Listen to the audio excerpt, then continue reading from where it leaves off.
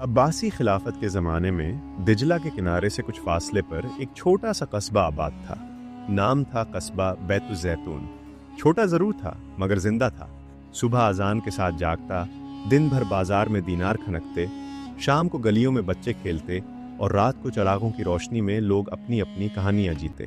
اسی قصبے کے بازار کے سب سے پرانے کونے میں ایک دکان تھی۔ دروازہ پرانی لکڑی کا، دیواریں موٹی مٹی کی، اندر روشنی کم مگر رونق بہت۔ دروازے پر ایک تختی لگی تھی جس پر لکھا تھا دکان رحمت، اور یہی دکان اس قصبے کی سب سے پرانی دکان تھی جس کے مالک کا نام عمر بن حارث تھا۔ عمر بن حارث قد میں درمیانہ تھا، چہرے پر گھنی داڑھی تھی جس میں سفیدی اترنے لگی تھی، ہاتھ محنت سے کھردرے مگر آنکھوں میں گہرا سکون۔ وہ ہر روز فجر سے پہلے اٹھتا، اندھیرے میں وضو کرتا، ٹھنڈا پانی چہرے پر ڈالتا، مسجد جا کر نماز پڑھتا، دعا مانگتا اور پھر دکان کھول دیتا۔ اس کا ترازو پورے قصبے میں مشہور تھا۔ غریب آتا تو ادھار دے دیتا، بیوہ آتی تو مفت سامان تھما دیتا، مسافر آتا تو کھانا کھلا کر رخصت کرتا۔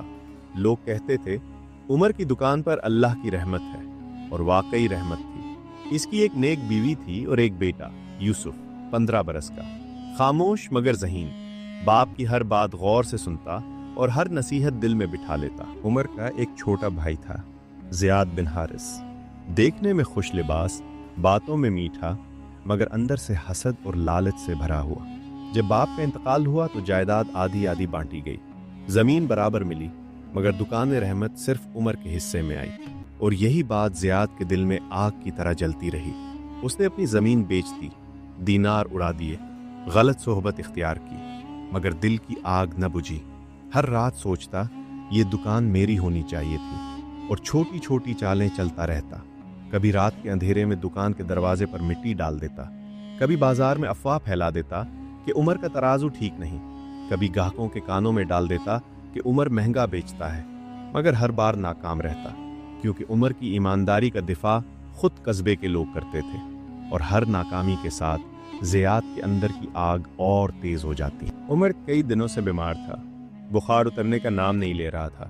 حکیم آئے، جڑی بوٹیاں دی گئیں، دعائیں پڑھی گئیں، مگر فیصلہ ہو چکا تھا۔ اس رات گھر میں صرف ایک چراغ جل رہا تھا، اور اس کی روشنی کانپ رہی تھی، جیسے جانتی ہو کہ کچھ ختم ہونے والا ہے۔ یوسف باپ کے پاس بیٹھا، اس کا ہاتھ تھامے آنسو روکے ہوئے تھا۔ عمر نے آہستہ آنکھیں کھولی، یوسف کو دیکھا اور کانپتے ہاتھ سے اس کا ہاتھ مضبوط کر لیا۔ آواز مدھم تھی مگر صاف، بیٹا میں جا رہا ہوں، مگر جانے سے پہلے یاد رکھنا ترازو کبھی نہ جھکانا۔ دکان رحمت ہماری عزت ہے، اس میں باپ دادا کا پسینہ ہے۔ تیرے چچا زیاد کی نظر اس پر ہے، وہ رکے گا نہیں، چالیں چلے گا، جھوٹ بولے گا، لوگوں کو ورغلائے گا، مگر اللہ پر بھروسہ رکھنا، وہ مظلوم کو اکیلا نہیں چھوڑتا۔ یوسف کی آنکھوں سے آنسو بہہ نکلے، اس نے باپ کا ہاتھ اور مضبوط پکڑا اور وعدہ کیا۔ عمر نے آخری بار مسکرایا اور پھر چراغ بجھ گیا۔ 15 برس کا یوسف یتیم ہو گیا۔ اس رات آسمان پر ستارے تھے مگر اس کے گھر میں اندھیرا اتر آیا۔ یوسف نے وہ رات روتے ہوئے گزاری، مگر صبح ہوئی تو اٹھا، وضو کیا، مسجد گیا، نماز پڑھی اور سجدے میں دیر تک رکا رہا۔ دل میں کہا، یا اللہ، ابو چلے گئے، اب تو ہی میرا سہارا ہے، مجھے اکیلا مت چھوڑنا۔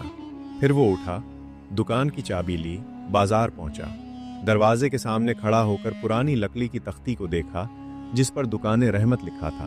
ہاتھ بڑھا کر اسے چھوا اور آہستہ کہا، ابو، آج سے میں آپ کی دکان سنبھالوں گا، آپ کا نام روشن کروں گا، یہ وعدہ ہے۔ اس نے تالا کھولا، اندر جا کر ترازو سیدھا رکھا اور دروازہ کھول دیا۔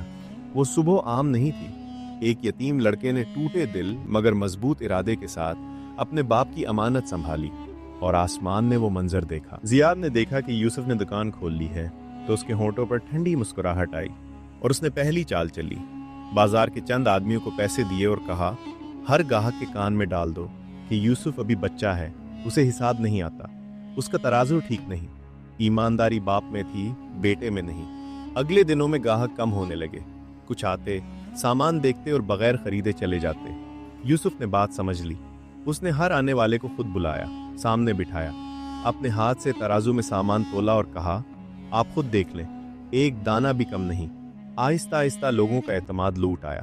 پہلی چال ناکام ہوئی، जियाद ने दान पैसे और दूसरी चाल सोचने लगा। कुछ रात बाद यूसुफ दिन भर की थकन के बाद गहरी नींद में था कि अंधेरे में जियाद के दो आदमी दबे पांव आए। जूतों की आहट तक न होने दी। दुकान के दरवाजे पर तेल डाल दिया, अंदर रखे चंद मटके तोड़ दिए, कुछ बोरियों में कंकर मिला दिए और जैसे आए थे वैसे ही खामोशी से लूट गए। सुबह यूसुफ ने दुकान खोली तो तेल की बू महसूस की, टूटे मटके और खराब सामान देखा। दिल जरूर भारी हुआ मगर हाथ नहीं कांपे। उसने खामोशी से सब साफ किया, नए मटके लाया, सामान दुरुस्त किया और दरवाजा खोल दिया। रात को सोने से पहले उसने पड़ोस के एक बूढ़े से कहा कि अगर आज गली में किसी को देखें तो खबर कर दें। अगली रात जब वही आदमी आए तो बूढ़े ने उन्हें देख लिया और सुबह यूसुफ को बता दिया। यूं दूसरी चाल भी बेनकाब हो गई मगर यूसुफ ने शोर न मचाया।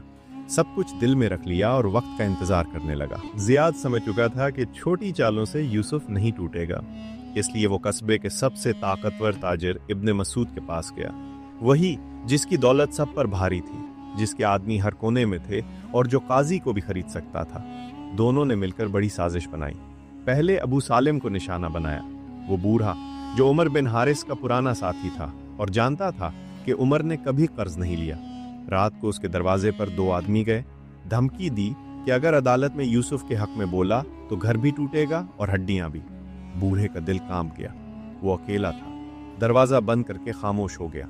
फिर इब्ने मसूद ने अपने कातिब से झूठा कर्जनामा लिखवाया कि उमर ने उससे 500 दीनार लिए थे और दुकान रहमत गिरवी रखी थी। जाली दस्तखत बनाए गए, 2 झूठे गवाह तैयार किए गए। आखिर में काजी को पैगाम और दीनार भेजे गए कि फैसला उनके हक में हो। काजी ने लालच में दीनार ले लिए और यूं जाल मुकम्मल हो गया। अगले दिन यूसुफ दुकान में एक ग्राहक को सामान दे रहा था कि 2 आदमी अकड़ते हुए अंदर आए, महंगे लिबास, सख्त लहजा। उन्होंने कागज उसके सामने पटका और कहा, पढ़ो, तुम्हारे बाप ने हमारे मालिक इब्ने मसूद से 500 दीनार कर्ज लिए थे। ये दस्तखत देखो, ये गवाह देखो। 3 दिन में रकम लाओ या दुकान खाली करो। यूसुफ के हाथ कांप गए, दिल जैसे बैठ गया। उसने कागज गौर से देखा। 500 दीनार उसके पास कहां से आते? और बाप ने कर्ज लिया हो, ये बात उसके यकीन से बाहर थी।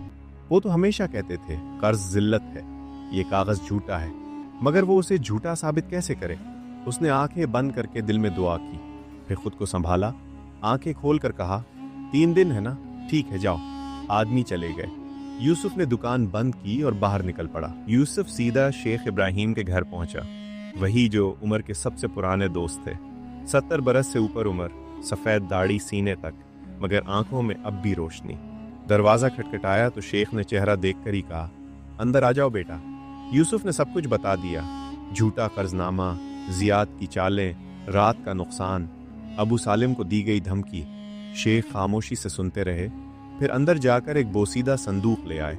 उसमें से एक पुरानी डायरी निकाली और कहा, ये तुम्हारे बाप ने मुझे दी थी कि अगर कभी मुश्किल आए तो बेटे को दे देना।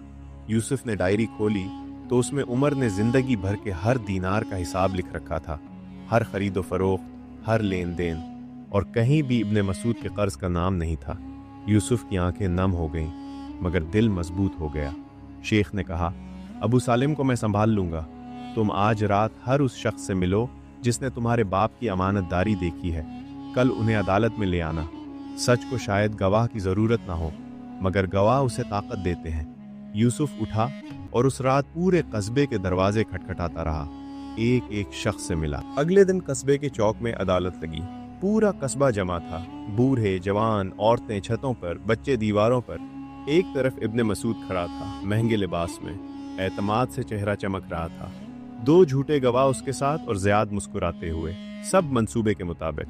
दूसरी तरफ यूसुफ खड़ा था, सादा लिबास में, हाथ में डायरी, चेहरे पर न खौफ न घबराहट। काजी आया, इब्ने मसूद आगे आया, कर्जानामा लहराया और कहा, यूसुफ को चाहिए या दुकान खाली करे या 500 दीनार दे। यूसुफ आगे बढ़ा, डायरी उठाई और कहा, यह मेरे अबू की डायरी है। उन्होंने पूरी जिंदगी का हर दीनार लिखा है, कहीं भी इब्ने मसूद का कर्ज नहीं। काजी ने डायरी पलटी, आंखें तंग की। तभी शेख इब्राहिम आगे आए, कहा, मैं उमर बिन हारिस को 40 साल से जानता हूं, कर्ज नहीं लिया। फिर अबू सालिम आगे बढ़ा, झूठे दस्तखत और धमकी का जिक्र किया। एक एक करके वो सब लोग उठे जिन पर उमर ने एहसान किया था। किसान, औरतें, पड़ोसी, पूरा कस्बा यूसुफ के लिए खड़ा हुआ। इब्ने मसूद के झूठे गवाह कांपने लगे। एक आगे आया और माफी मांगी। कहा, ये कागज झूठा है, उमर ने कभी कर्ज नहीं लिया। अदालत में सन्नाटा छा गया। इब्ने मसूद का चेहरा सफेद पड़ गया। ज़ियाद कांपने लगा। काजी खड़ा हुआ, लंबा सांस लिया और कहा, यह कर्जानामा जाली है, झूठे गवाह सजा पाएंगे और दुकान रहमत यूसुफ की है। लोगों में आवाजें उठी, अल्लाह अकबर, माशाअल्लाह। इब्ने मसूद शर्म से सर झुकाए चला गया। ज़ियाद को कस्बे ने घेर लिया।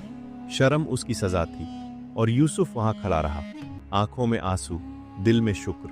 ऊपर आसमान की तरफ देखा और आहिस्ता कहा, अबू, आपकी दुकान महफूज है। कुछ महीने गुजरे, दुकान रहमत फिर से आबाद हुई, पहले से भी ज्यादा, क्योंकि कस्बे ने देखा कि ये बच्चा सच्चा है और अपने बाप का असल वारिस है। इब्ने मसूद की दुकानें एक एक करके बंद हो गईं। कोई उसे खरीदता नहीं, कोई उसके साथ बैठता नहीं।